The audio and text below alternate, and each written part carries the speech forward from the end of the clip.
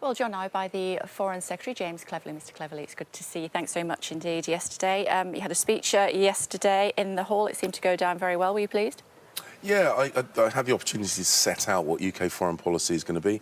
Much of it, of course, is continuity, support for Ukraine, the Indo-Pacific tilt, global Britain, but also it was about making sure that I reminded everybody about the need for strategic endurance, sticking with the difficult international issues, particularly our support for Ukraine, to make sure we send the signal that we can't just be outweighted for by our opponents. So they can't just keep doing stuff expecting us to give up. We're going to stick with it, particularly our support for Ukraine. That was one of the points I made in the speech. You were referring to naysayers as well. You're saying people in the UK were, a little bit down on Team GB. But you said when you're travelling, a lot of people on the other side of the fence are very positive. Who in particular? Well, the trip I've just come back from, I was in Japan, I was in the Republic of Korea, I was in Singapore. They are really desperate to do business with us. They want to invest with us in things like green energy generation, in helping countries skip coal power and move straight to renewables, defence and security cooperation. There's a real appetite to work with the UK. And these are countries right on the other side of the planet. And I tell you, the same is true in the Americas, in Africa, across Europe, in the ASEAN region, the Southeast Asia. So there's a real appetite to work with us. The US of America. No, the US are very, very keen to continue working with us. Had an opportunity. Not keen on a trade deal, though, are they? Well, you've got to remember that America is a big and very complex political environment. That individual states have a lot of autonomy. So doing an overall federal level trade deal with America was always going to be complicated. But we are improving trade relations on things like steel. Okay. Aluminium, whiskey, beef, loads of things. Lots to get through. There were a few empty seats in the audience yesterday when you were giving your speech. I was chatting to people, people trying to get back to London and other places because of the rail strike. Thought for the rail workers today? Well, my thought is for the rail passengers. Yeah, but today, what would you say to the striking workers? What I'm saying to the striking workers is you've got to remember there are loads of people, not necessarily delegates here, but I know in my constituency a lot of people rely on the trains to get to work, and a lot of the people who get paid only when they get to work, people, cleaners and support staff, if they can't get to work, they don't get paid, they can't work from home, you can't be a cleaner on a Zoom link. So you're saying get back to work? What I'm saying is these people need to get to work and the rail workers need to help them get to work by getting back to work themselves. OK. The Prime Minister yesterday told our Beth Rigby that she has no regrets. She must have some. Well, look, certainly none that she's expressed to me. She is really, really keen. It was a terrible start to the conference. Well, look, what we are looking to do is get growth into the economy. I am sure the Prime Minister is going to be making that point in her speech. The Chancellor made that point when he spoke to conference. It's about getting growth. When you've got growth, you can fund the public services. You can fund the support packages to families looking to cover their energy bills and the people that need our help and support. This 45p thing was ridiculous.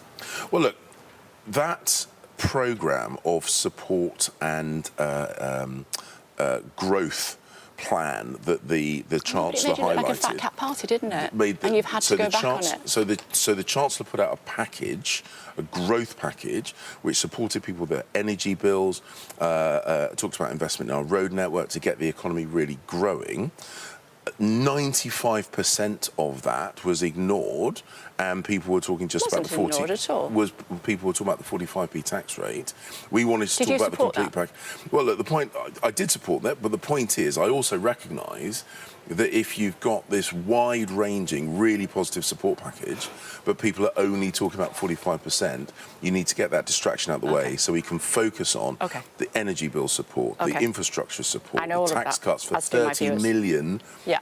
But it's worth repeating. Yeah, well, 30 million working people. The Home Secretary yesterday described backbench moves pushing for that U-turn as a coup.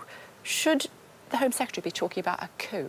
Well, the point I've always made. So the point I've always made is when you're in government, you have a wonderful opportunity to feed your ideas and thoughts in directly to the Prime Minister, and I think that's when you're in government, that's how you should do it. Yeah, but should the Home Secretary be talking about a coup? Well, look, she chose the words that she chose. The point I've said. Would you have chosen that word? No, you wouldn't, would you? Well, the point I'm saying is that when you're in government, you have the opportunity to feed your ideas straight into the top of the machine. It's always best done around the cabinet table or in the meetings, the cabinet committee meetings that we have. That's how I would do it. So she was wrong to say it publicly. Well, as I say, funny enough, I haven't actually seen the complete context of what she said. But the point is, my view is anything to do with policy or the relationship with other ministers, always better to feed straight into the boss. OK. What about the Chancellor saying the problem with the mini-budget was because of the trauma of the Queen's death? Well, I think you've got to imagine we stepped into our new roles, Prime Minister, Chancellor, me, Foreign Secretary. Literally within days, we had the saddest news possible, which was the passing of Her late Majesty Queen Elizabeth. That meant that all the focus of what we were doing was shifted onto the funeral arrangements. There were announcements they had made, which were quite understandably, quite rightly, lost in the moment as we focused on that. And a lot of the discussion and debate that we would normally have about the support package and that kind of stuff, we weren't able to have because of the funeral arrangements of Her late Majesty.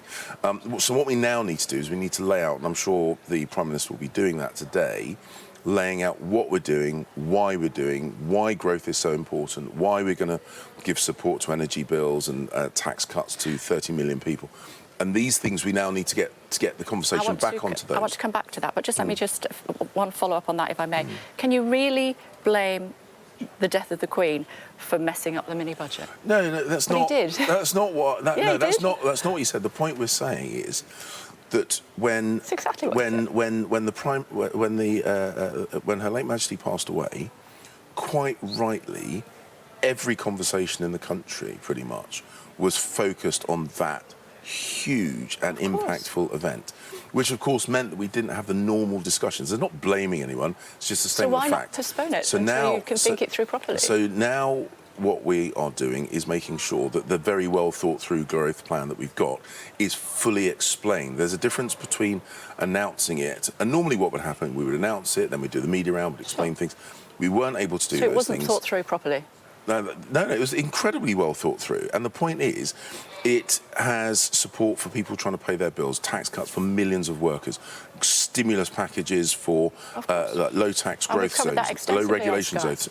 So we are able to discuss those things in detail now because, quite rightly, the period of mourning was about focusing on Her late Majesty and the new King. Absolutely right and proper. That's what we focused on. So if it wasn't thought through properly, why not?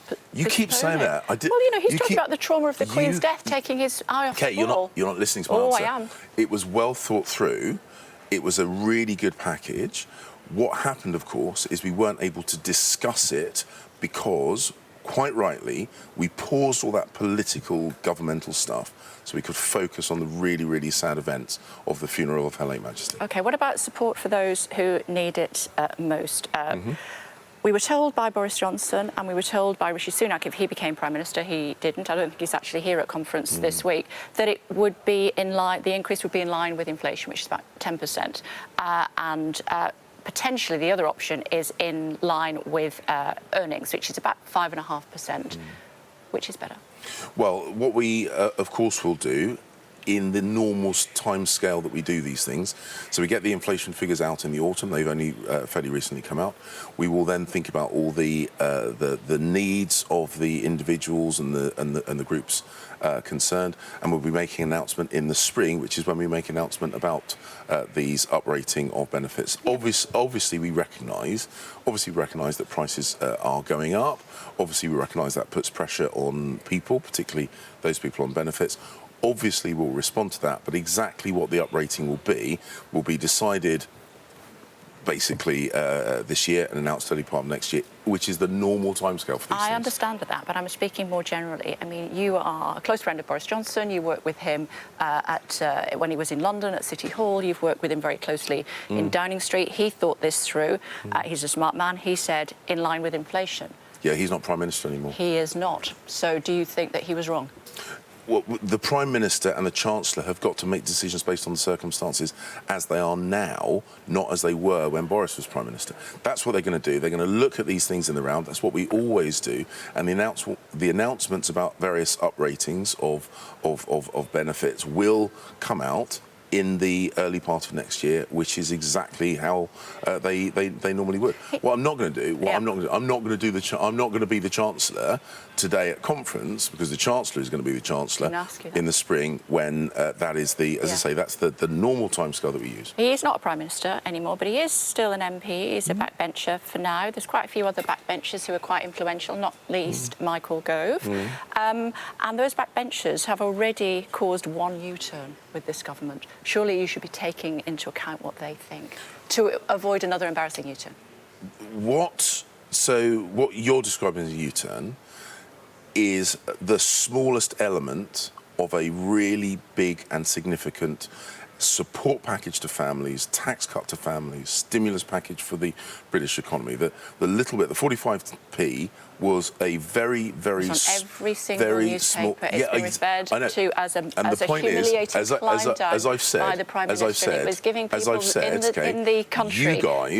You guys were constantly talking about the 45p tax rate, which is why we had to take it away, so that us guys, it wasn't because you thought it was the wrong thing to do. So that us guys could talk about the 95% of that package, which was about cutting tax for working families, support for people trying to pay their energy bills, giving growth zones around the country, infrastructure investment for transport, which unlocks the growth in the economy. That's what we wanted to talk about. Can I just clarify with you? The only reason that you took away the 45p to 40p decision as part of that mini budget was because you were under pressure from the media. Is that what you're saying? No, what we said was it was a distraction, because that was the only thing you guys wanted to talk about. We weren't able to talk about the tax cuts for 30 million working people, the growth zones, the support package for people trying to pay their energy bills, the growth plan for the country. That's what we want to talk about. We want to talk about these positive things.